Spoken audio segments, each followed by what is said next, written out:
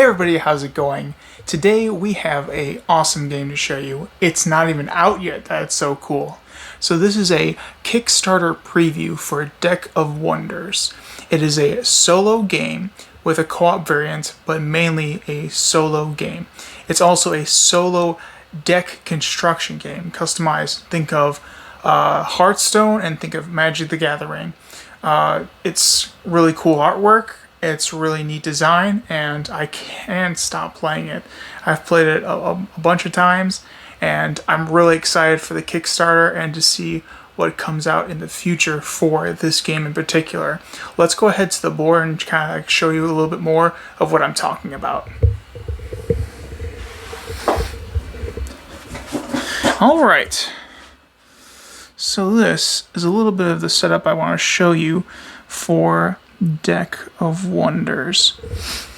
So it's a legacy game, and what you're trying to do is you're trying to defeat villains that fate is sending after you.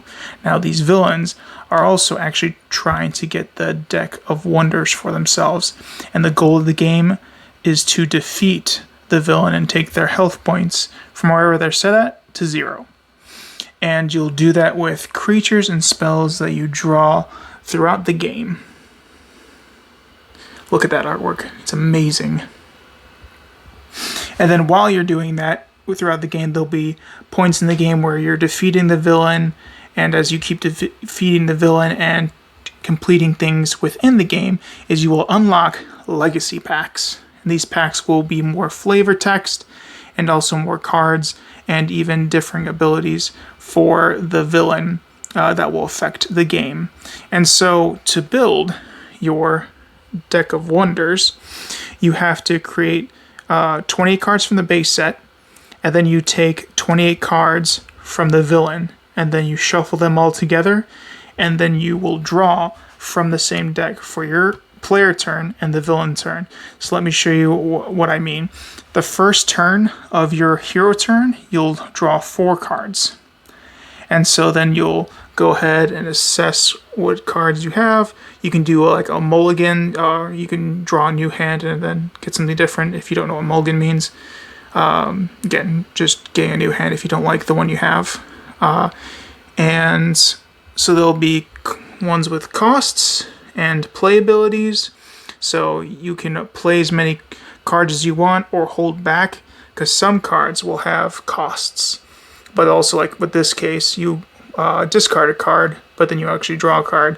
But then you'll have the ones that have the costs usually are the stronger creatures, which is this is their attack, this is their health, and this is their ranking. And it's important for, on the player side, that you put them in the ranking of highest to lowest, left to right. And also you'll have spell cards that you can hold on to or use to pay costs, like the discard and to put these creatures into play. And you'll see the spell cards over here, they just have, you know, little swirly symbols. And so that's depicts from the creature and the spell. Now if you notice, these have an alternate side.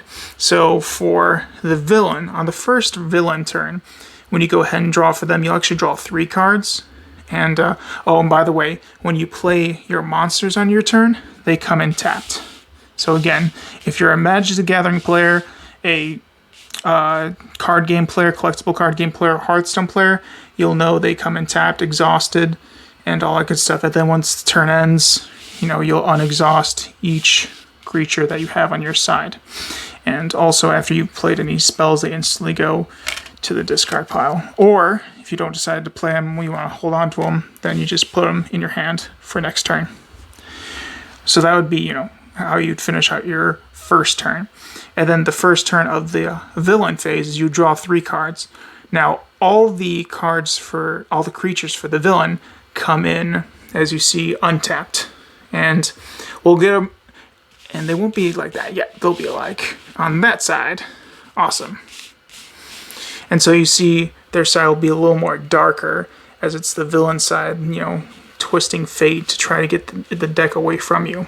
And it's interesting because, again, all these cards for the hero your player, and then the villain side all come from the deck you constructed, and also the cards that the villain gives you. So you're shuffling all those cards together, and the ones you draw on your turn have better effects for you. But the ones you draw on the villain's turn usually are, again, you flip it over and that's what you're facing. So it's very interesting to be fighting kind of yourself, plus, a little bit of what the villain throws in there. So it's kind of interesting where you can customize it and see what, you can know what you're going to deal with already. So when creatures come in, usually they do not have a cost, so they come in untapped and ready to go right away. And then when a spell comes in, now as you can see, the 2 icons for the villains, that just shows their attack and health for the creatures, and just 2 representing this is the side you put when you draw for the villain side. And when you go ahead and do spells, you activate them right away. The villain cannot hold on to them, and then you'll go by like the paragraph. So this first paragraph is telling me to, okay, if there's a creature on the top of the discard pile, I can bring it into play on the villain side. I look, there's nothing there. So this card just goes away, and then you will go to the second thing, and then you draw a card, you draw it, and you resolve for that villain's turn. And so after that, you would be done with the draw phase for the villain.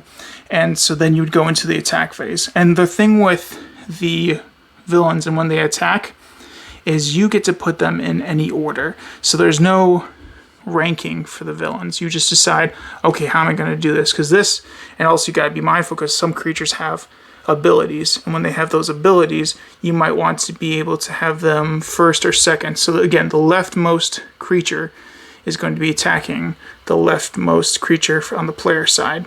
But this creature has an ability where if it attacks and does any kind of damage, even if it any kind of damage, it will automatically destroy that creature. So maybe I will set this creature before that creature, or maybe I want this creature to die first. But also, the interesting thing with the villain's creatures is they will attack only if they can destroy the creature with their collective